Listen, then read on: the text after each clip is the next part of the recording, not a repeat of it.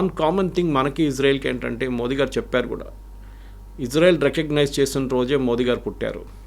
భారతదేశం September 17th 1950.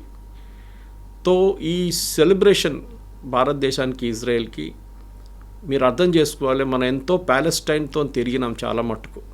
Indira Gandhi time నుంచి, దానికన్నా ముందు నెహ్రూ టైం నుంచి, Rajiv Gandhi, even Narasimha Rao time.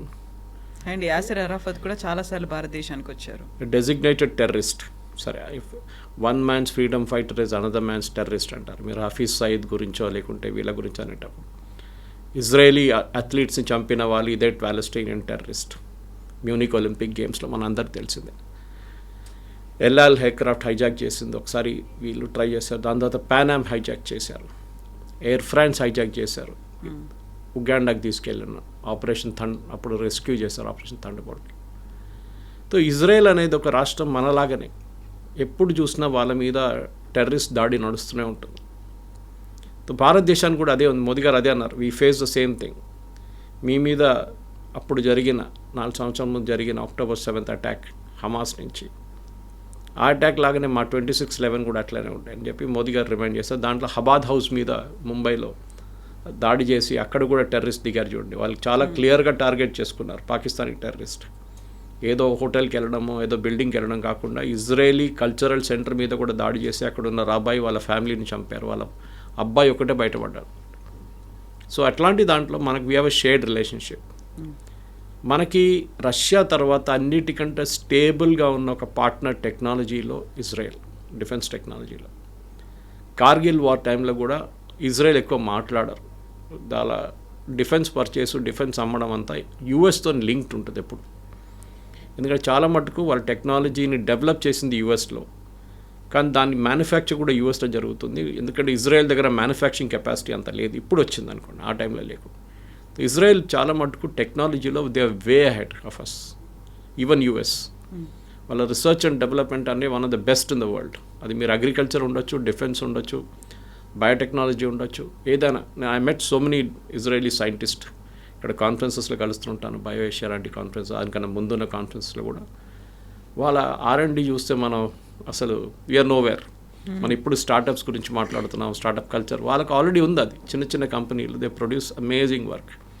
Agriculture ఆలోచించండి, మన దగ్గర చిత్తూరు కడప రీజియన్లో రెయిన్ షాడో ఏరియాస్ ఉంటుంది, వర్షమే పడదు అక్కడ ఎక్కువ. కుప్పం దాంట్లో ఒక ఏరియా వస్తుంది, చంద్రబాబు నాయుడు గారు అక్కడిని తీసుకొచ్చారు ఇజ్రాయెల్ నుంచి, అగ్రికల్చర్ సైంటిస్ట్ తీసుకొచ్చి. ఆలోచించండి, ఎస్ వాళ్ళ, ఎందుకంటే వర్షం లేని చోట్ల ఆలోచించండి, వాళ్ళు మొత్తం అగ్రికల్చర్లో they are one of the leading countries in the world. మనం ఎప్పుడు ఇజ్రాయెల్ గురించి మాట్లాడుతున్నప్పుడు కవిత గారు, ఇజ్రాయెల్ ప్యాలెస్టైన్ ఆక్రమించుకున్నారు, ఇజ్రాయెల్ అది చేశారు ఇది చేస్తారంటారు, కానీ హిస్టరీ మన వాళ్ళు ఎవరు కరెక్ట్ హిస్టరీ చెప్పలేదు. ఇన్ఫ్యాక్ట్ ఇజ్రాయెల్, ఇప్పుడున్న ఇజ్రాయెల్ని అప్పుడున్న అరబ్ వాళ్ళు అమ్మేసి వెళ్ళిపోయారు. వీళ్ళేం చేశారంటే చిన్న చిన్న ముక్కలుగా కొనుక్కున్నారు ఇజ్రాయలీస్. అండ్ ఇజ్రాయలీస్ ట్రేడింగ్లో నంబర్ 1. మీకు తెలిసింది, మనం షైలాక్ నుంచి స్కూల్లో చదివాము. అప్పటి నుంచి యూఎస్కి వెళ్తే ప్రతి మీడియా హౌస్ జ్యూస్ చేతిలో ఉంటుంది mostly. Leading business men are all Jews. Okay, but Israel నుంచి రావాలని లేదు. There are Polish Jews, there are German Jews, there are Ukrainian Jews, Russian Jews, French, German, చాలామంది ఉన్నారు Jews. So they come from different countries అనమాట. So వాళ్ళు కొనుక్కున్నారు ఈ land. అప్పుడు మొత్తం it was like a desert. మన దగ్గర థార్ డెజర్ట్ ఎట్లా ఉంటుందో అట్లానే ఒక డెజర్ట్ ఉండేది, అక్కడ ఏం లేదు. అరబ్స్ అన్నారు ఇక్కడ ఏముంది ఏం లేదని చెప్పి వచ్చిన డబ్బులు తీసుకొని వాళ్ళు వెళ్ళిపోయారు. దాని తర్వాత మనందరూ తెలిసింది టర్నింగ్ పాయింట్ ఇజ్రాయెల్కి వచ్చిందంటే 6 Day War. ఈ 6 Day Warలో ఈజిప్ట్, జార్డన్, సిరియా, మిగతా Arab countries and even Palestine కలిసి అటాక్ చేశారు ఇజ్రాయెల్ని. అందరు కలిసి ఆ టైంలో. I think Golda Meir was the prime minister then. ఎంత బాగా డిఫెండ్ చేసుకున్నారంటే ఇజ్రాయెల్ అంటే, దాని తర్వాతనే వాళ్ళకి ఎక్కువ ఏరియాస్ వచ్చింది. In fact even Benjamin Netanyahu, even Golda Meir చెప్పారు ఆ famous speech of hers, if there was no 6 Day War there would have been no Golan Heights with us. Golan Heights మేము పట్టుకున్నాం. ఇప్పుడు రాదు ఇట్లాంటి చాలా మటుకు ఏరియాస్ జార్డన్ దగ్గర ఉండేసి ఇప్పుడు కూడా మనం అర్థం చేసుకుంటలేం. ఇజ్రాయెల్ కన్నా ఎక్కువ ప్యాలెస్టీనియన్ టెరిటరీ ఎవరి చేతిలో ఉందంటే, one is Egypt, other is Jordan. వీళ్ళు ఆక్యుపై చేసుకున్నారు చాలా మటుకు ప్యాలెస్టీనియన్. వాళ్ళు మాట్లాడలేదు దాని గురించి. ఈ 6 Day వార్లోనే ఇదంతా బయటకు వచ్చింది. ఎందుకంటే గోలాన్ హైట్స్ ఒకవైపు పట్టుకున్నారు వీళ్ళు, ఒకవైపు వెస్ట్ బ్యాంక్ వైపు నుంచి వీళ్ళు కాన్కర్ చేసుకున్నారు కొంచెం ఏరియా ఇజ్రాయెల్కి ఎక్స్పాన్షనిస్ట్ మోడ్ అనేది ఒక టైంలో ఉండే. కానీ ఇప్పుడు ఇజ్రాయెల్ ఏంటంటే మాకు ఒక రికగ్నిషన్ కావాలి, అది భారతదేశం నుంచి వచ్చిందన్నమాట. భారతదేశం ఒకటే కాదు, మీకు గుర్తుంటుంది అబ్రహాం అకార్డ్ అని చెప్పి అరబ్ దేశాలతోని ఒక పీస్ ఒప్పందం చేయడానికి ఇజ్రాయెల్ చాలా కష్టపడి యూఎస్తో సహా ఆల్మోస్ట్ సైన్ చేశారు. యూఏఈతో సైన్ చేశారు. El Al aircraft landed in UAE. Exactly ఒక వారం తర్వాత ఈ October 7th అటాక్ జరిగింది. ఎందుకంటే సౌదీ అరేబియా సంతకం పెట్టడానికి రెడీగా ఉన్నారు అబ్రహాం అకార్డ్లో ఏంటంటే బేసిక్లీ మీ స్టేట్ ఆఫ్ ఇజ్రాయెల్ రికగ్నైజ్ చేస్తున్నారు. 2 State సొల్యూషన్ అంటే ఇజ్రాయెల్ అండ్ ప్యాలెస్టైన్ వీళ్ళిద్దరూ విల్ బి సపరేట్ కంట్రీస్ అన్నమాట. కానీ అరబ్స్కి అప్పుడు ఒక ప్రాబ్లం, ఇప్పుడు కూడా ఉన్న ప్రాబ్లం ఏంటంటే చాలా మటుకు మన దగ్గర అంటారు సౌదీ అరేబియాకి ప్రాబ్లం లేదు, యూఏఈకి ప్రాబ్లం లేదు, బహ్రెయిన్కి ప్రాబ్లం లేదు, ఖత్తర్కి ప్రాబ్లం లేదు, ఒమాన్కి ప్రాబ్లం లేదు. కానీ మన దగ్గర ఉన్న ఇక్కడ ఉన్న Indian Union Muslim Jamaat-e Islamic problem that Israel has no right to exist. Sorry, Israel has a right to exist. Israel Palestinian territories పట్టుకున్నారు కాదు, ఈ టెరిటరీ కొనుక్కున్నారు. మేము ప్రూఫ్ ఇచ్చాను చూడండి మీకు, వాళ్ళ దగ్గర ప్రూఫ్ ఉంది that they bought the land from Arabs.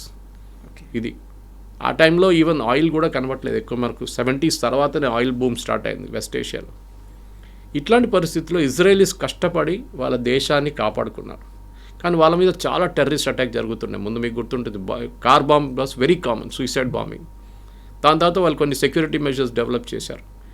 ప్రతి ఇజ్రాయలీ సిటిజన్ ఈజ్ ట్రైన్డ్. 18 కాగానే they have to join the army compulsory. Army అంటే ఆర్మ్ ఫోర్సెస్.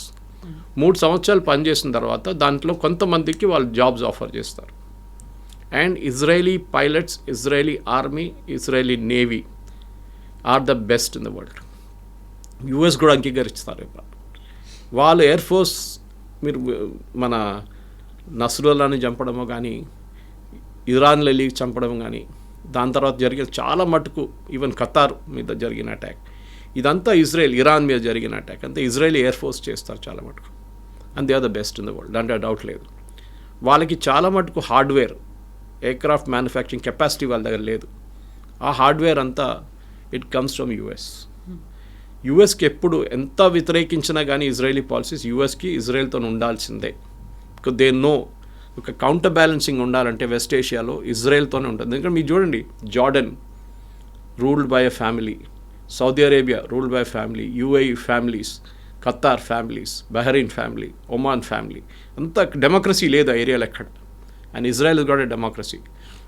వాళ్ళకున్న ప్రాబ్లమ్స్ వాళ్ళకు ఉంది. బెంజమిన్ నెటన్యాహు మీద కరప్షన్ అలిగేషన్స్ చేస్తారు, అది చేస్తారు. కానీ ఒక మాట గుర్తుపెట్టుకోవాలి మనం, వీళ్ళందరూ వాళ్ళ దేశం మీద ఎప్పుడైనా ఏదైనా అటాక్ జరిగితే, ఎవరైనా దాడి చేస్తే ఆపోజిషన్ పార్టీస్తో సహా వీళ్ళందరూ కలిసి నిలబడతారు. ఒకే వాయిస్. వాళ్ళ ఆపోజిషన్ లీడర్ ఇప్పుడు కూడా వార్ క్యాబినెట్లో ఉన్నారు. They have got a cabinet, war cabinet with prime minister Netanyahu's heading. అది వాళ్ళకి ఆప్షన్. మన దగ్గర చూడండి, ఇవాళ రాహుల్ గాంధీ అంటున్నాడు మోదీ నన్ను భయపడి ఇజ్రాయెల్కి వెళ్ళిపోయాడు. అరే ఇజ్రాయెల్ విజిట్ 6 నెలల ముందు డిసైడ్ చేశారా నాయన, ఇప్పుడు కాదు. ఈ international visits are all decided 6 months 8 months in advance. ఇదో నన్ను భయపడి ఇజ్రాయెల్కి పారిపోదు. ప్రియాంక వాద్రా ఇంకా మోదీ గారు అక్కడ వెళ్ళి గాజా మీద జరుగుతున్న జెనోసైడ్ గురించి మాట్లాడతారని ఒక్క మాట లేదు. 1200 మహిళల్ని, వాళ్ళ భర్తల్ని, పిల్లల్ని చంపిన ఈ హమాస్ టెర్రరిస్ట్ ఒక్కడే కాదు, మీరు గుర్తుపెట్టుకోండి, కిడ్నాప్ చేసి తీసుకెళ్ళేది టెర్రరిస్ట్ కాదు, సివిలియన్స్ చేశారు గాజా నుంచి. వాళ్ళు పట్టుకెళ్ళారు వీళ్ళని. దాంట్లో ఎంతోమందిని లాస్ట్లో 50th or 51st బాడీ ఇప్పుడే దొరికింది. ఇజ్రాయెల్కి ఏంటంటే, ఇజ్రాయెల్ సరే వాళ్ళ డిఫెన్స్ పాలసీ మనం దాంట్లో ఇంటర్ఫియర్ చేయలేము. But end of the day మనం అక్నాలెడ్జ్ చేయాల్సి ఏంటంటే they have a right to exist. So మనం దాని నుంచి చాలా లెసన్స్ ఉంది మనకు నేర్చుకోవాల్సింది. కానీ అన్ఫార్చునేట్లీ మన దేశంలో ఆపోజిషన్ పార్టీస్ ఎప్పుడు గవర్నమెంట్ వ్యతిరేకంగానే ఉంటారు. పాకిస్తాన్ దాడి చేస్తే కూడా రాహుల్ గాంధీ అంటాడు ఎన్ని ఎయిర్క్రాఫ్ట్ పోయింది చెప్పండి. అరుణాచల్ ప్రదేశ్లో చైనీస్తో పోరాటం చేసి మన సోల్జర్స్ని కొట్టారని చెప్తారు రాహుల్ గాంధీ. నార్త్ ఈస్ట్లో చేసి అదే అంటారు. ఎక్కడ చూసినా అంతే. కానీ ఇజ్రాయెల్లో it is not like that. ఇప్పుడు ఇజ్రాయెల్ దగ్గర నుంచి మనకు, and that's irony of it Kavitha garu, first Indian prime minister to visit Israel is Narendra Modi. Narendra Modi garu ఎప్పుడు వచ్చారు? 2014లో ఎలక్ట్ అయ్యారు. దానికన్నా ముందు ఒక్క ఇండియన్ ప్రైమ్ మినిస్టర్ కూడా ఇజ్రాయెల్కి వెళ్ళలేదు. బికాజ్ మన Israel is the right to exist అని మనం యాక్సెప్ట్ చేయలేదు.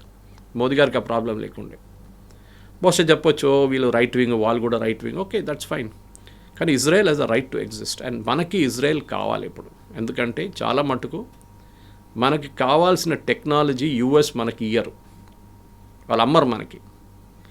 Israel is ready to sell the technology to us. So దాంట్లో మనకు అన్నిటికంటే పెద్ద ప్రాబ్లం ఏంటంటే కవిత గారు, మన కోస్ట్ లైన్ చాలా పెద్ద Coast line, almost 900 kilometres. It starts from Bangladesh all the way around, Tamil Nadu నుంచి వచ్చి it goes all the way to Gujarat. అక్కడ దాకా ఉన్న ఈ కోస్టల్ లైన్ని కాపాడుకోవాలంటే మన దగ్గర కెపాసిటీ ఉండాలి. సో అదే మెయిన్ అనమాట. సో ఇండియా ఇప్పుడు జరగబోతే ఇప్పుడు చేస్తున్న డిఫెన్స్ దాంట్లో డీల్స్లో ఒకటి, మన డోమ్, ఐరన్ డోమ్ అని చెప్పి వాళ్ళ దగ్గర they have a beautiful capacity. మనం చూసుంటాం, అది అక్కడ హూతీలు మిసైల్ ఫైర్ చేసిన, ఇరాన్ మిసైల్స్ ఫైర్ చేసిన, ఈవెన్ హమాస్ మిసైల్స్ ఫైర్ చేసిన వాళ్ళ దగ్గర ఒక ఐరన్ డోమ్ ఉంది, which even US does not have today. ఇప్పుడు యూఎస్ అంటున్నా మేము గోల్డెన్ డోమ్ పెట్టబోతున్నాం అని చెప్పి ప్రెసిడెంట్ ట్రంప్ పెద్ద గొడవ చేశారు చూడండి గ్రీన్లాండ్ ఇష్యూ వచ్చినప్పుడు. ఇప్పుడు మన దగ్గరికి ఈ సేమ్ ఐరన్ డోమ్ని ఇజ్రాయెల్ మనకి ఆ టెక్నాలజీ ఇవ్వడానికి రెడీగా ఉన్నారన్నమాట. సో దీంట్లో మనం గుర్తుపెట్టుకోవాల్సిందంటే ఐరన్ డోమ్కి 3 కాంపోనెంట్స్ ఉంటుంది, 3 లెవెల్స్ ఆఫ్ డిఫెన్స్ ఉంటుంది అన్నమాట.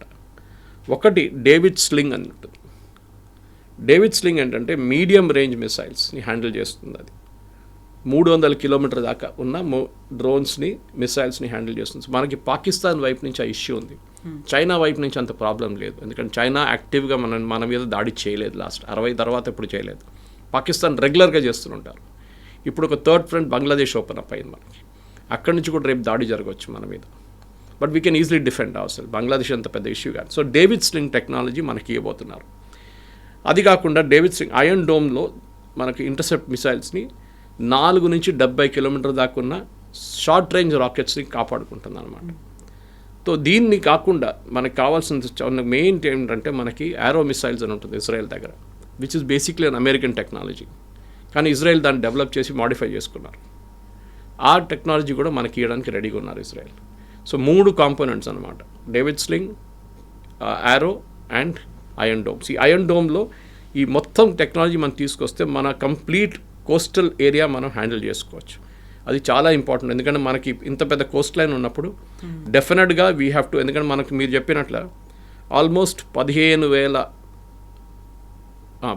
అనుకుంటా, 15,000 నుంచి 16,000 దాకా మనకి ల్యాండ్ బార్డర్స్ ఉన్నాయి, starting from Pakistan to China across to Bangladesh towards Myanmar.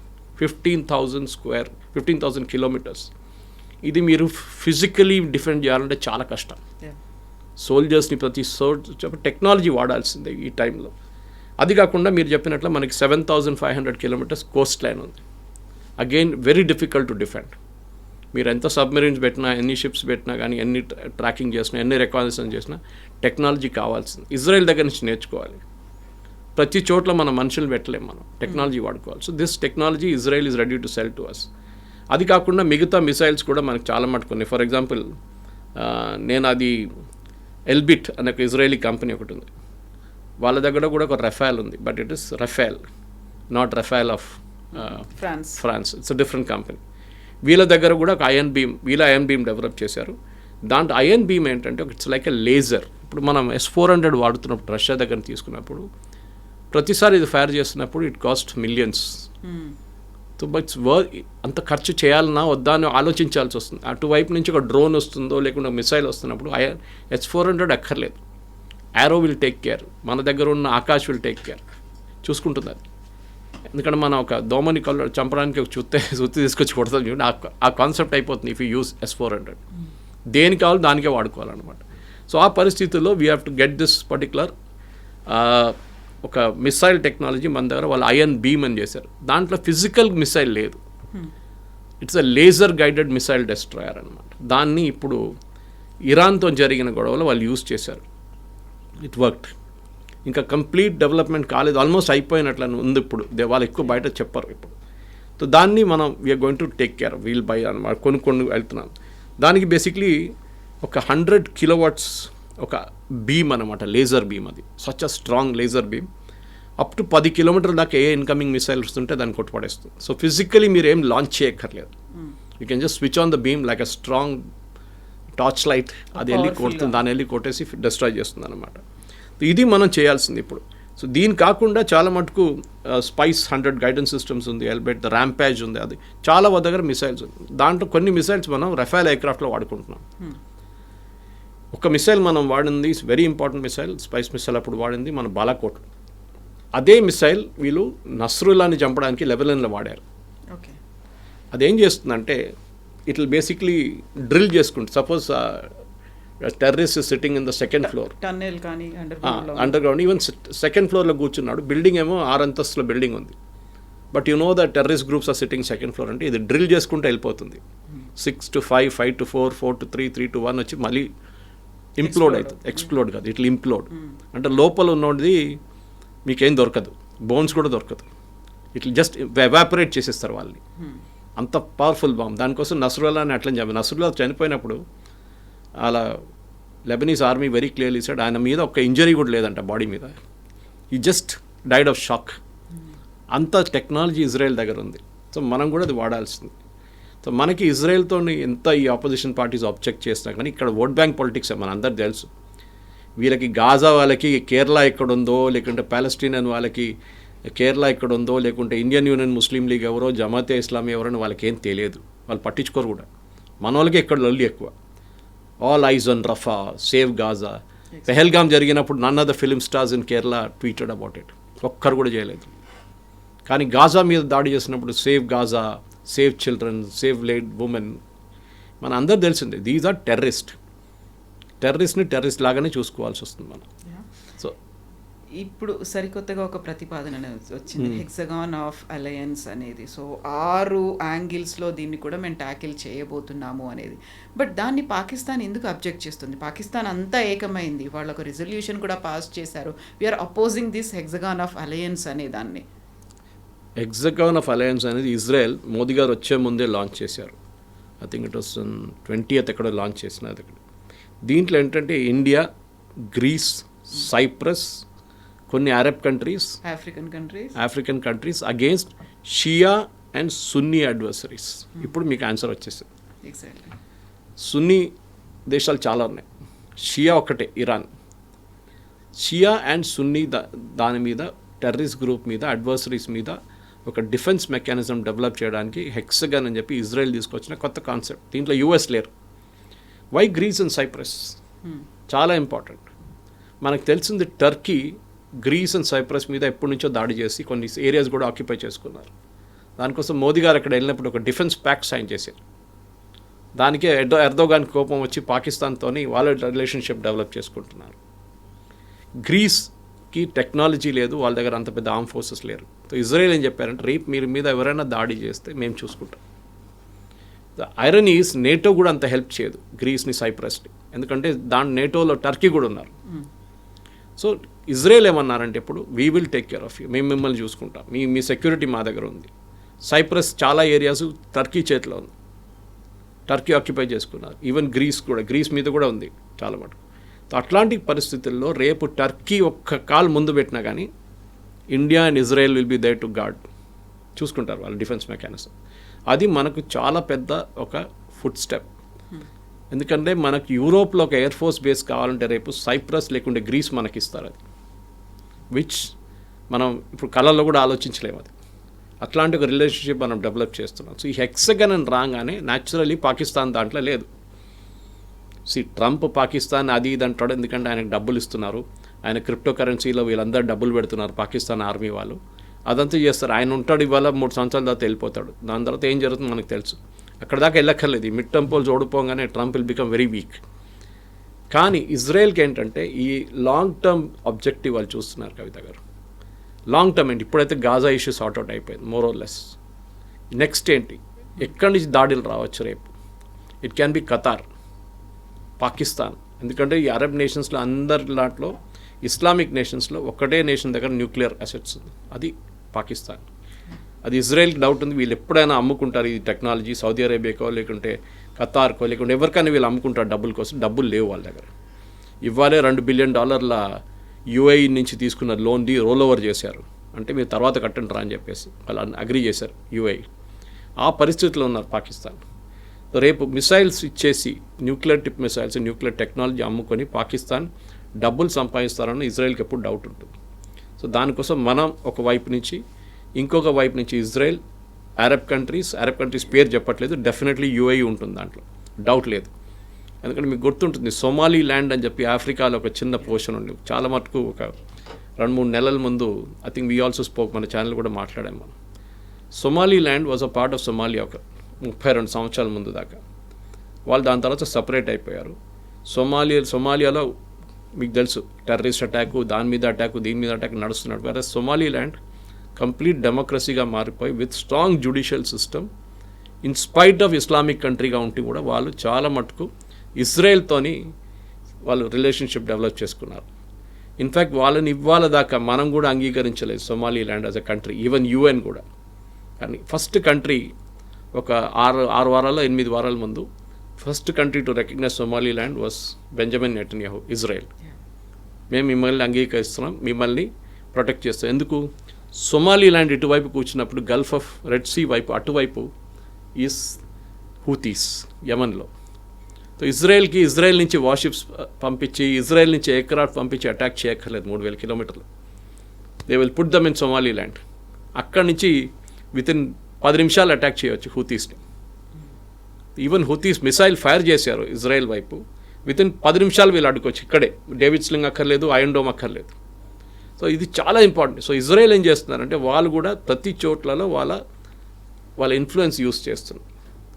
And Arab కంట్రీస్కి చాలా బాగా తెలుసు కవిత గారు దట్